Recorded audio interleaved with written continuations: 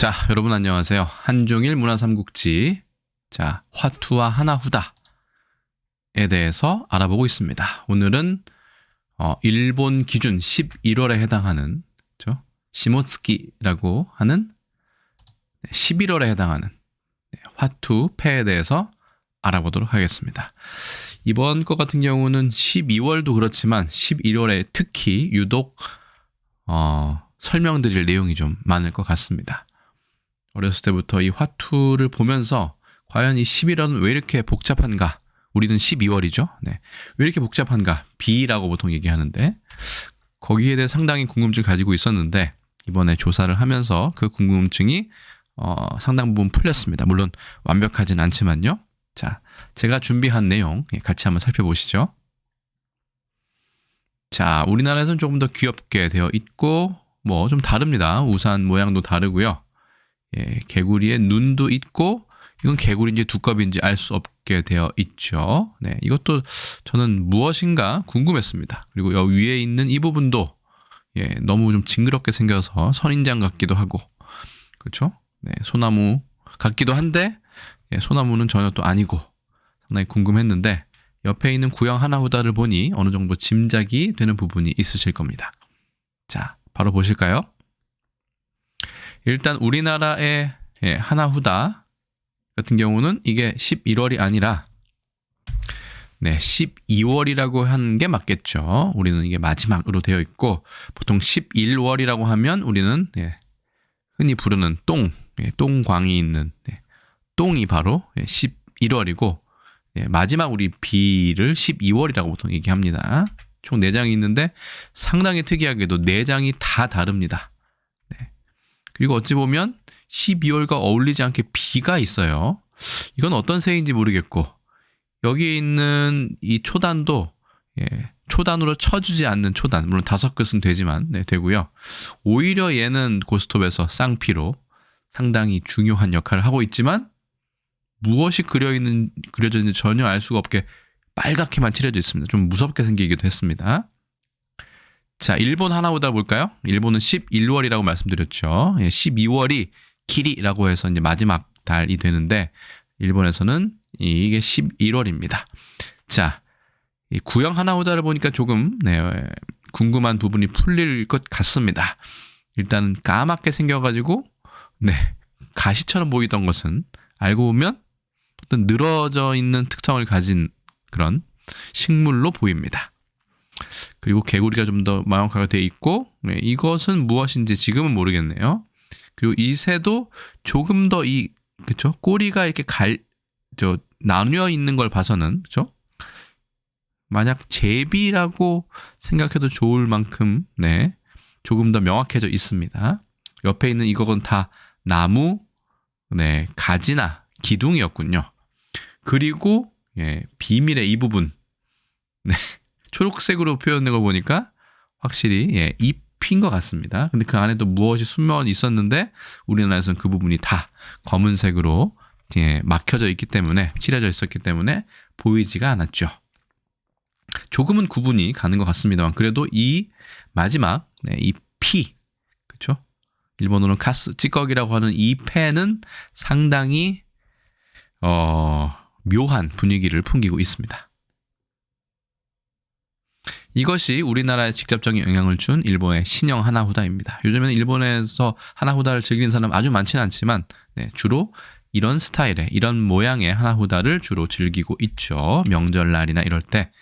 그래서 우리나라도 이것과 가장 비슷하다라고 보시면 되는데 안쪽이 좀 다르게 생겼죠. 이렇게 그렇죠? 어떤 구체성을 좀 띠고 있습니다.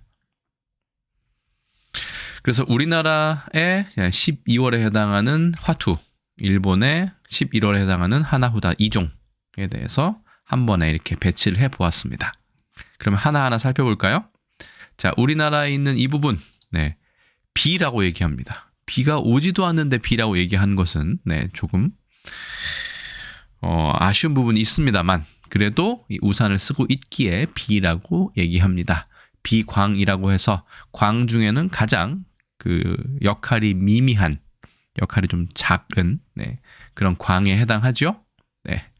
이것도 어렸을 때 보면 너무나 신기했습니다. 너무나 퉁퉁하게 생겼기 때문에 개구리인지 무슨 벌레인지 알 수가 없었는데 네, 일본 하나후다를 보면 조금 더 이 부분이 명확해지는 것 같습니다. 비는 비우라고 얘기해서도 일본에서도 아메라고 얘기합니다. 네. 비우자 먼저 한번 살펴볼까요? 이거는 준 5급에 배정되어 있고 물이 구름으로부터 떨어지는 것이다 라고 허신의 설문해자에 나와 있습니다. 네. 일 같은 경우는 하늘을 뜻하고 이것은 구름을 그렸다라고 되어 있는데 이 안에 부분은 물방울이 그 사이에 있는 것이다. 거의 맞는 것 같습니다. 왜냐하면 이게 갑골문이고 이게 금문이기 때문이죠. 그런데 해서로 오면서 상당히 많이 바뀌었음을 알 수 있습니다.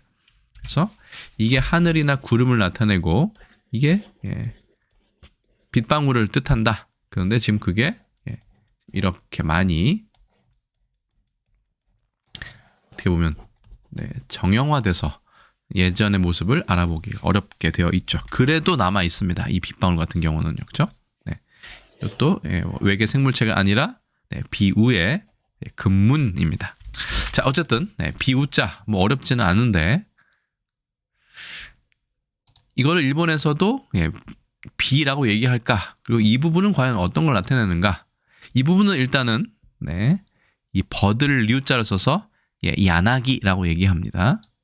그리고 비라고도 얘기합니다. 보통 야나기라고 얘기하는데 이 패를 전체 패도 야나기라고 얘기하지만 비해서 아메라고 얘기를 하는데 일본에서는 이렇게 앞뒤의 강세가 달라지면 글자의 뜻이 달라지는 경우가 있습니다. 우리의 그 단음과 장음처럼 이건 사탕 엿 이자인데 아메라고 얘기하면 이건 사탕이고요. 아메라고 하면 우리가 지금 얘기하고 있는 비 하는 데서 내리는 비가 됩니다. 그래서 아메라고 얘기를 해야 되고 그래서 야나기 그러니까 버드나무 혹은 아메 뭐 이렇게 보통 얘기를 합니다. 둘 다 부르기도 하고 우리나라는 버드나무라고는 얘기하지 않죠. 왜냐하면 이 부분이 버드나무인지 대부분 모르고 있기 때문입니다. 저도 그랬고요. 여기 안에 등장하는 이 사람은 누구냐? 일본의 하나후다를 보니까 조금 더 일본 사람의 복장을 하고 있는 것 같네요. 그렇죠? 남학신도 신고 있고요. 오노노 토후라는 사람입니다. 오노노 토후 혹은 오노노 미치카제라고 얘기하는데 만약에 토후라고 읽었다면 이것은 음독을 한 것입니다. 동풍을 중국어 가깝게 읽기 위해서 토후라고 읽은 거고요. 물론 동풍과 좀 다르지만요. 도풍이죠. 죄송합니다. 도풍. 따오펑. 하지만 이것을 만약에 훈독 그러니까 뜻으로 읽으면 미치 길이라는 뜻이고 가제 바람이라는 뜻입니다. 일본은 이렇게 음독과 훈독이 나뉘어 있지만 우리는 보통 음독을 보통 많이 하고 그렇죠? 일본에서는 음독과 훈독을 상황에 따라 두 가지를 다 발음하는 경우가 꽤 있죠. 그래서 오노노 토후나 오노노 미치카제 뭐 둘 다 맞는 발음법이 되겠습니다만 우리나라 사람 입장에서는 좀 헷갈리는 부분이 있습니다. 계속해서 설명을 드리자면 이 부분은 개구리가 맞습니다. 그래서 카에르 이렇게 얘기를 하는데 여기는 우산이죠. 카사 해서 카에르, 카사 다 카로 시작한 어떤 두 운이 같은 이런 뭐 공통점이 있다고는 하겠습니다만 뭐 이거는 우리가 그렇게까지 구체적으로 알 필요는 없을 것 같고요. 그냥 참고만 하시면 될 것 같습니다. 그렇죠? 개구리와 우산 그렇게 됐는데 이 위의 것이 바로 버드나무다. 이 사람은 오노노 토후라는 사람이다. 상당히 요소가 많습니다. 화투에서 이렇게 요소가 많이 들어간 경우는 그렇게 많지는 않습니다. 이거는 제가 보기에는 냇물 같아요. 그럼 이 오노노 토후라는 사람이 과연 누구냐? 우리나라와는 너무 다르게 생겼는데 이것과 일본의 하나후다는 좀 닮아 있죠. 오노노 토후 혹은 오노노 미치카제라는 사람은 일본의 유명한 서예가입니다. 여기도 보시면 이 그림에 보시면 더 자세하게 나와 있죠. 여기가 바로 버드나무인 걸 알 수 있고요. 여기는 개구리가 두 마리나 있네요. 근데 지금 시선이 보면 개구리에 가 있습니다. 그렇죠? 개구리가 펄쩍 뛰어오르는 걸 볼 수 있는데 이 사람과 관련된 일화가 그렇죠? 예전에 일본 초등학교 교과서에 실려 있다가 요즘에는 없어졌다고 해요. 왜 그랬는지는 전 모르겠습니다만 어쨌든 예전에는 꽤나 유명한 일화였다고 합니다. 네. 이거는 스즈키 하루노부라는 사람이 지은 그린 그림 중에 하나인데요. 오노노 토후 미치카제의 이야기인데 이야기는 그렇습니다. 네. 이 사람이 서예가라고 말씀드렸죠. 그런데 이 서예가가 한마디로 얘기해서 어느 날 이 슬럼프에 빠진 거죠. 글씨가 늘지 않고 그러다가 나는 재능이 없는가 보다라고 생각해서 침울한 마음에 그만둘까 싶기도 하는 마음에 어느 날 비가 오는 날에 이 호숫가에 나간 거죠. 뭐 냇물이든 호숫가인지 모르겠습니다. 나갔는데 그래서 비가 오는 날 이 호숫가에 이렇게 버드나무가 드리워진 상태에서 이 사람이 이제 답답한 마음에 산책을 나온 거죠. 우산을 받치고. 그런데 그때 개구리가 한 마리 보였던 모양입니다. 개구리가 자꾸만 물살이 불었는지 아니면 뭐 어떤 이유였는지는 확실하지 않아요. 어차피 일화니까. 이 버드나무 가지에 자꾸만 이게 점프해서 뛰어 올라오려고 상당히 노력을 하는 모습이 있었는 모양입니다. 그러니까 단식을 하면서 본인의 재능에도 맞지 않는데 분명히 이 높이 차이가 거리가 꽤 되는데도 이걸 계속 그렇게 무리하게 시도하는 것은 좀 어리석구나라고 얘기를 했는데 그러는 중에 이 버드나무도 바람의 영향을 상당히 많이 받죠. 혹은 이제 물을 머금고 좀 더 무거워졌는지 갑자기 이 버드나무가 아래쪽으로 쭉 내려오는 그런 순간이 있었던 모양입니다. 그때 개구리가 그 순간을 놓치지 않고 다시 팔짝 높이 뛰어서 이 버드나무 잎에 가지에 뛰어오른 것이죠. 성공을 한 것입니다. 그것을 보고 이 오노노 토우후가 깨달음을 얻은 것이죠.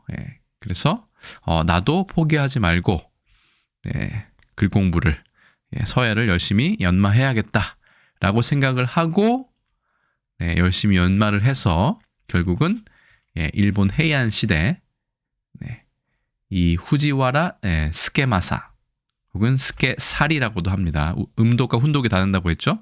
혹은 후지와라 유기나리 코제이라고도 하는데 이 세 명과 함께 삼적이죠. 기적이니까 산새끼 욕이 아닙니다. 산새끼로 불렸다. 세 명의 새끼.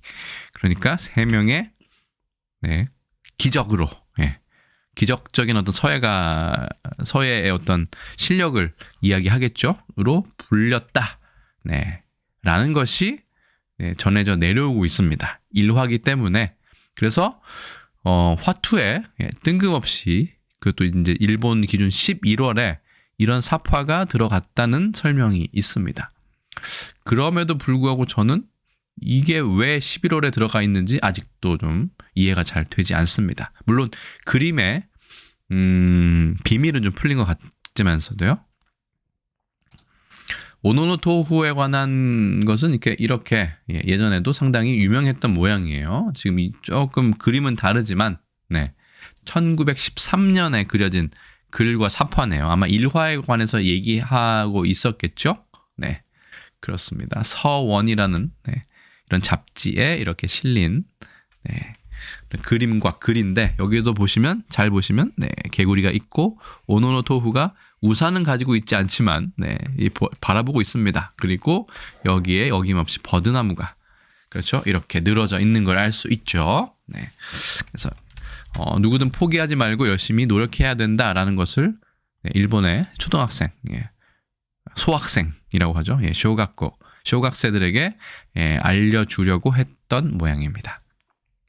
근데 왜 11월일까? 거기에 대해서는 이제 12월에도 설명드리겠지만 우리가 보통 화투로 섰다를 하더라도 1월부터 10월까지만 쓰고 11월, 12월은 아예 사용하지도 않죠. 그러니까 11월과 12월은 원래 없어도 되는데 추가적으로 만든 달이라고 볼 수 있습니다. 1부터 10까지만 필요한데 11과 12는 필요 없다가 어떠한 필요에 의해서 11월과 12월이 나중에 만들어졌을 가능성이 크기 때문에 11월과 12월은 그 달 달에 해당하는 동물이나 그 달에 해당하는 뭐 식물이나와 거의 관계가 없습니다. 그렇기 때문에 이건 거의 여름이나 봄 정도죠. 예나 있는 이 버드나무, 그 다음에 개구리 뭐도 11월과는 전혀 어울리지 않지만 그냥 그렇구나 하고 넘어가는 것이 가장 골치 아프지 않는 방법이 아닐까 생각이 듭니다. 오노노토후에 관해서는 뭐 또 여러 가지 설이 많은데 그 중에는 가부키의 유명 연주 목록 중에 하나인 오노노토후, 아오야기 스즈리라는 조르리라는 음곡에 맞추어 낭창하는 이야기가 또 유명했다고 합니다. 여기에서는 보면 오노노토후가 전혀 다른 사람으로 묘사되어 있어요. 참고로 여기 보면 칼도 있고 이 사람이 거의 무사처럼 되어 있죠. 하지만 버드나무는 있고 여기 보시면 개구리도 있습니다. 상당히 재밌죠? 이거는 에도 시대 때 상당히 유행했던 가부키 중에 하나인데 말도 안 되게 오노노토후가 상당히 괴력가이고 나쁜 사람, 악인으로 되어 있고 심지어 글을 읽을 수도 쓸 수도 없는 사람으로 각색이 되어 있는 그런 부분이 있었는데 이 부분을 가져왔다라고 하는 설도 있습니다. 어떤 게 맞는지는 알 수가 없고 일본 사람들도 여기에 대해서는 확신을 하지 못하기 때문에 저도 확신을 하거나 하지는 않고 설명만 이렇게 드리겠습니다. 오노노토후. 오노노토후와 여기 있는 이 중이거든요. 승려와의 대결입니다. 물론 이 승려에서 대결에서 이겼겠지만 여기에 보시면 또 버드나무가 있고 우산이 나옵니다. 물론 여기에는 개구리는 없네요. 그러니까 이런 장면들이 여러 가지가 합쳐져서 지금의 이 장면들로 재구성이 되었다. 뭐 이런 설명도 있었고요.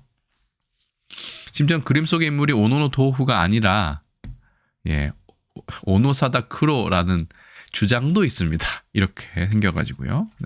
우산을 쓴 것은 비슷하지만 나머지는 다 비슷하지 않는 느낌이 있습니다. 물론 여기 멧돼지도 있고 잘 보시지 못하지만 소나무도 있습니다만 이런 무사의 이야기다. 이렇게 주장하는 사람들도 있는 것으로 알고 있습니다.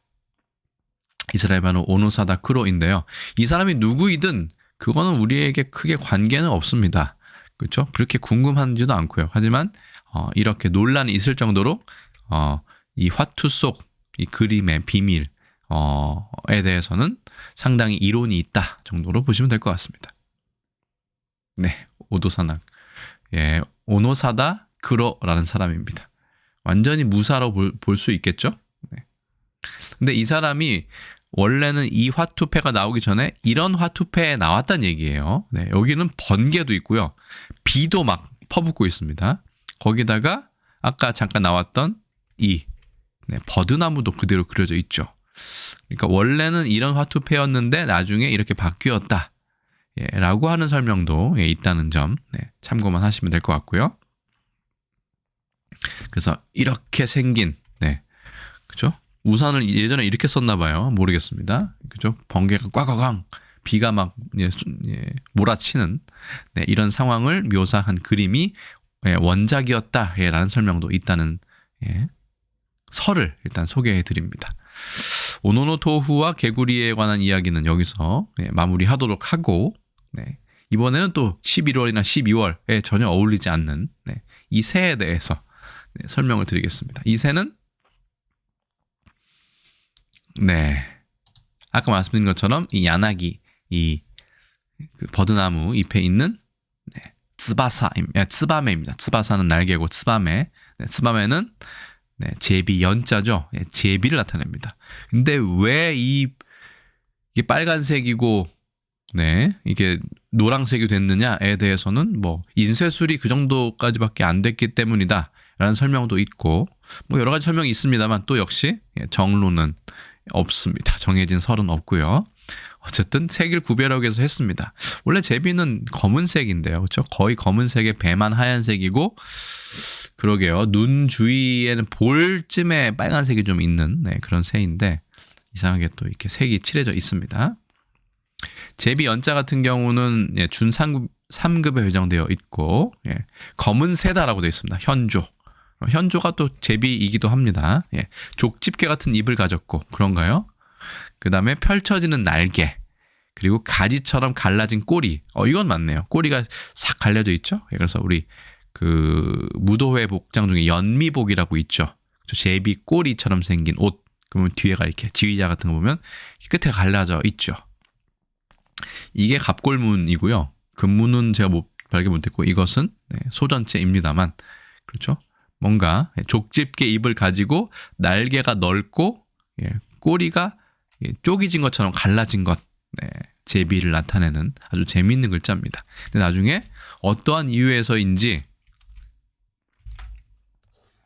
이렇게 불화처럼 되어 있습니다. 그래서 이걸 연화발이라고 하는데 제비연에서 나온 말입니다. 연화발 네, 발처럼 예, 되어 있지만 불과는 관련이 없고 네, 하늘로 날아오는 듯한 이 부분이 불과 비슷하기 때문에 이렇게 그렇죠? 꼬리와 이 날개 부분을 보고 이렇게 바꾸지 않았나 싶습니다만 네, 그렇습니다. 제비는 검은새인데 오히려 화투에서는 좀 뭐라 그럴까요? 색이 좀 다양하게 다채롭게 영어로는 컬러풀하게 그려져 있습니다. 아까 말씀드린 것처럼 제비는 네, 12월과 관련이 없죠. 그 다음에 5끝짜리 있는데 이건 초단에 해당하지도 않고 그냥 거의 버려지는 네, 5끝 정도만 네, 인정되고 거의 쓸모가 별로 없는 인기가 없는 패 중에 하나입니다. 아까 말씀드린 바와 같이 이거는 식물 중에 버드나무를 한다고 말씀드렸죠. 이렇게 보니까 좀 네, 이것도 사실은 뭔지 몰랐지만 가지이고요. 이것도 정말 무슨 선인장처럼 생겼지만 네, 버드나무입니다. 1월에 그 소나무하고 상당히 비슷한 느낌이 듭니다. 왜냐하면 안에 쪽을 완전히 검게 칠해버렸기 때문에 우리나라 화투는 이 안에가 보이지 않지만 이것을 초록색으로 하고 안쪽을 그려놓으면 이게 버드나무이구나. 네, 잎이 상당히 무성하구나 라는 걸 알 수 있죠. 버드나무입니다. 아까 야나기라고 말씀드렸고요. 자, 일본은 11월이라고 하는데 네, 역시 버들류자, 버드나무와 11월은 전혀 어울리지 않는 네, 그런 개념들입니다. 네, 어린 버드나무다. 예, 설문해제 보면 되어 있고요. 예, 이 옆에 있는 것은 토끼 묘자인데 네, 옛 글자는 네, 술통 유와 같다라고 되어 있습니다. 어린 버드나무를 네, 류라고 얘기하고 일반 버드나무는 보통 햇살이 뻗치는 것과 비슷하다고 해서 네, 버드나무 양자를 많이 쓰죠. 네, 하지만 요즘에는 거의 구별해 쓰지는 않는 것 같습니다.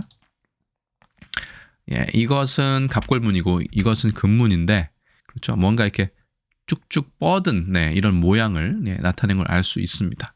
버드나무가 이렇게 생겼나요? 네, 어쨌든 네, 옛 글자도 참고해 주시면 될 것 같습니다. 버들류자입니다.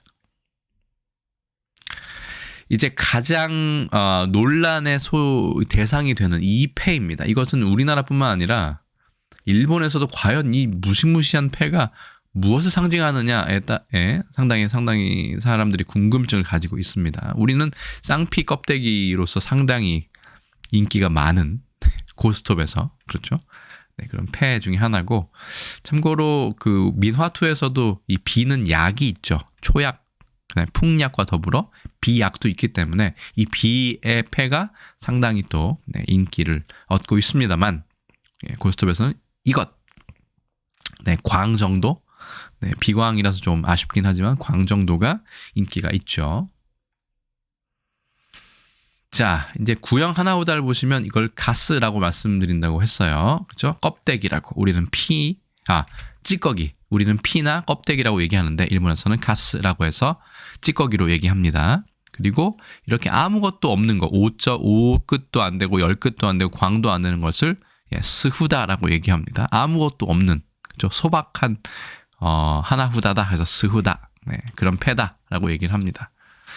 그런데 이거에 또 별명이 있어요. 일본에서 보면 오니후다라고 합니다. 오니라는 거는 귀신이지만 일본에서는 도깨비를 얘기하는데 이게 왜 도깨비를 뜻하느냐? 그러고 보니까 도깨비로 추정할 만한 것이 꼭 숨은 그림 찾기처럼 안에 있습니다. 보시면 무언가의 발톱 같지 않습니까? 그렇죠? 이 부분이. 그래서 도깨비라고 하는 것 같고요. 또 하나는 잘 보이실지 모르겠어요. 이 부분, 뭔가 꽈광 하는 것 같지 않습니까? 그 다음에 여기도 꽈광, 꽈광. 이게 비일 수도 있는데, 그렇죠? 번개 같기도 합니다. 예. 또 하나 볼까요? 우리나라에서는 이분이 완전히 새까맣게 칠해져 있기 때문에 전혀 알 수가 없습니다만 일본 하나후다에 보면 검은색으로 칠해져 있어도 안쪽에 보이죠?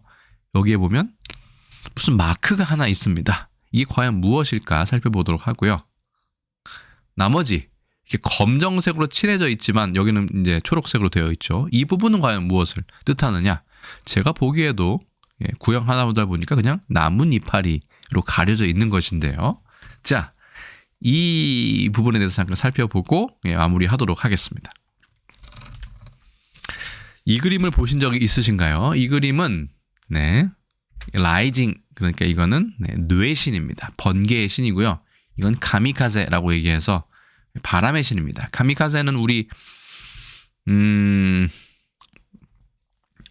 일본과 미국의 전쟁에서도 그렇죠. 제2차 세계대전에서 나온 표현이지만 원래는 그냥 바람의 신이에요. 그렇죠? 근데 이게 예전에 그 우리나라 고려 시대 원나라와 협력해서 어쩔 수 없이 협력해서 일본으로 쳐들어갈 때 그때 두 번이나 그 바람 태풍을 불게 해줘서 일본의 그 원나라 그죠 몽골의 일본 침략을 막을 수 있었죠. 그래서 그 이후로 바람은 우리 편이다라고 해서 카미카제라는 이름이 생겼다고 하는데 그 전에 이미 카미카제는 보세요. 뭐 이런 걸로 이렇게 바람을 만들 것 같지 않습니까?